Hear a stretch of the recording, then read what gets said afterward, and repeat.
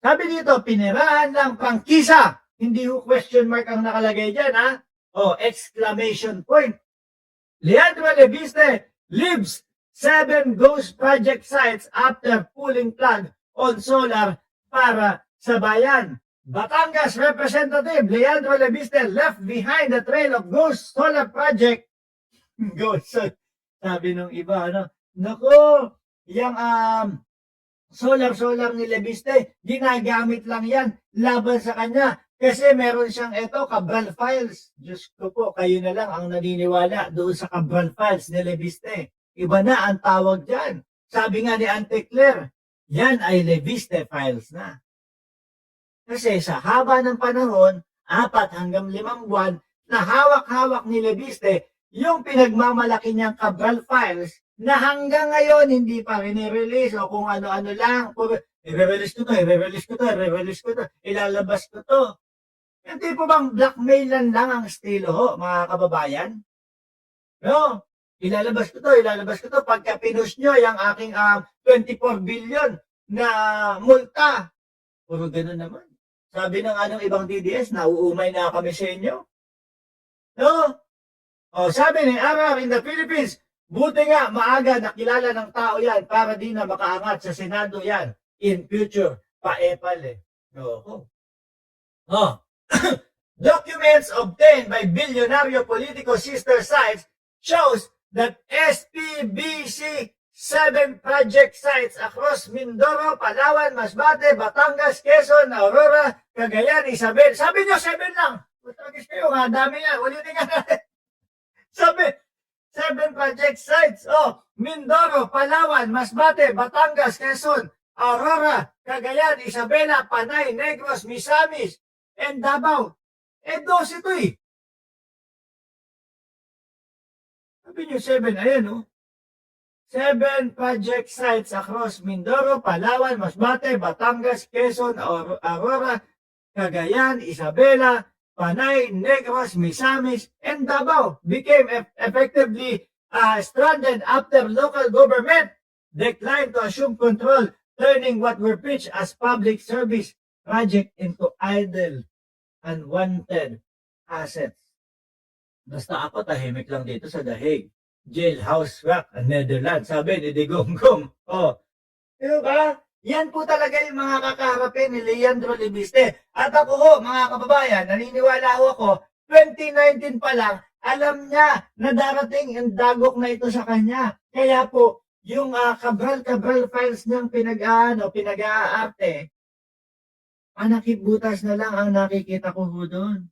Hugutin natin tong Cabral Files. Pilitin natin na makakuha nitong Cabral Files. Kailangan umepal tayo dito sa flood control, etc.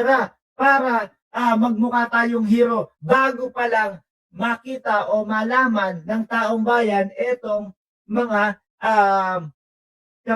kabugukan sa solar.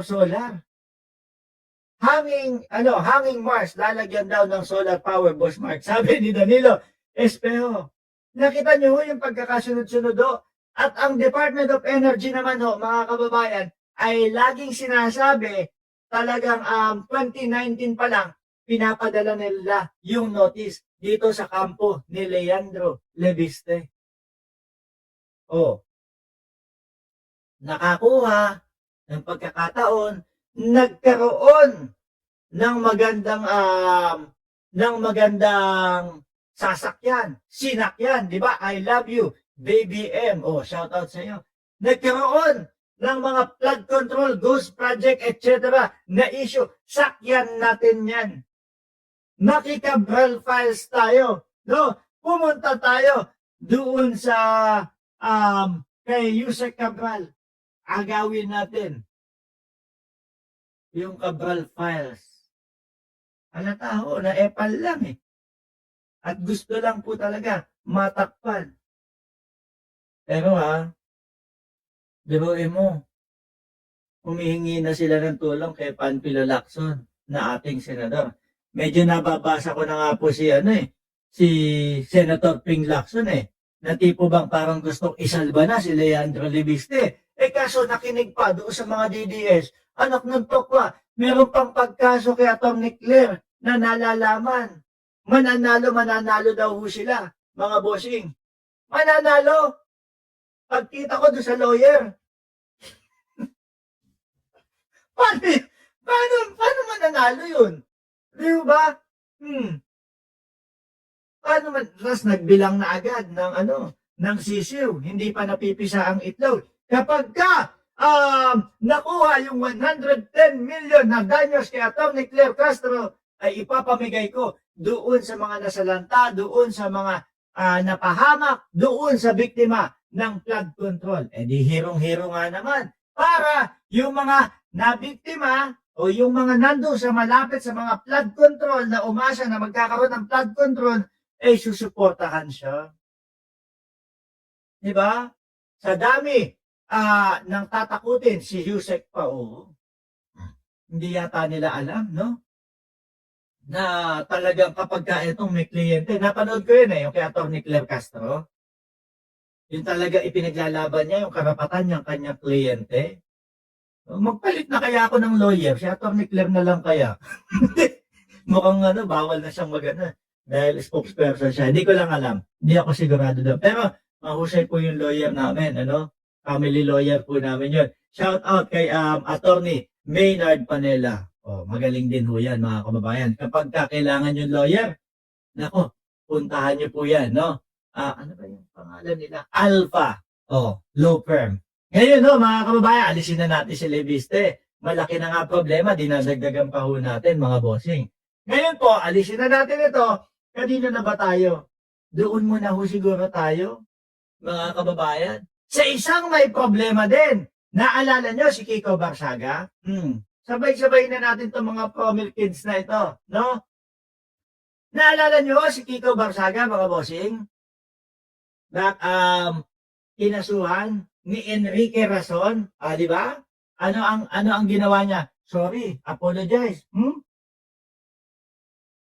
Apologize. Pero nung una mga kababayan, ang sabi pa nitong si Comil Kid 2, mga bossing na, ano sabi niya? Lalabanan ko, haharapin ko at hindi ako natatakot kay Enrique Rason, lalabanan ko siya sa korte with matching pusa na paikot-ikot doon sa kanyang podium sa harap, di ba? Nung nagpa-interview, siguro napagtanto nung bata na mali nga talaga yung ginawa ko at mukhang mayayari talaga ako ng 100 million. Sorry. Tama po at totoo po yung sinasabi ni I Love You Baby M45.